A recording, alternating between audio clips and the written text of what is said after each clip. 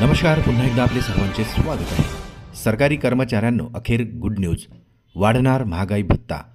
तर एरियसवर आले मोठे अपडेट. चला पाहूया याविषयी सविस्तर अपडेट.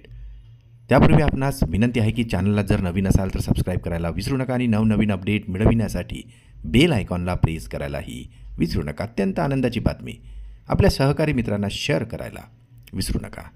महागाई भत्ता वाढीच्या प्रतीक्षेत असणाऱ्या सरकारी कर्मचाऱ्यांसाठी आत्ताच्या घडीची सर्वात मोठी दिलासादायक बातमी समोर आली आहे. ही बातमी केंद्र आणि राज्य अशा दोन्ही प्रकारच्या कर्मचाऱ्यांसाठी दिलासादायक असणार आहे.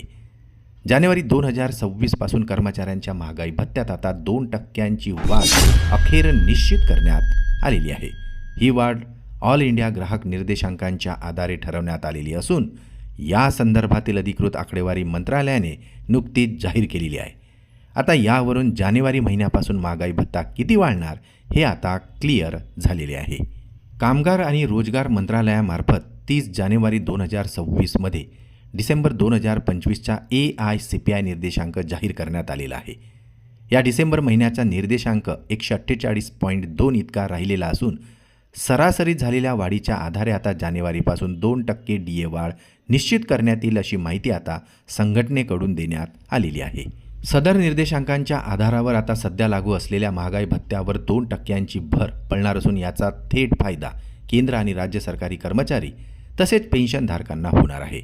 वाढीव DAमुळे कर्मचाऱ्यांच्या मासिक वेतनात थोडीशी पण दिलासादायक वाढ होणार आहे. ही वाढ जानेवारीपासून लागू होणार असल्याने सरकारी कर्मचाऱ्यांना महागाई भत्ता फरकाची रक्कमसुद्धा दिली जाणार आहे.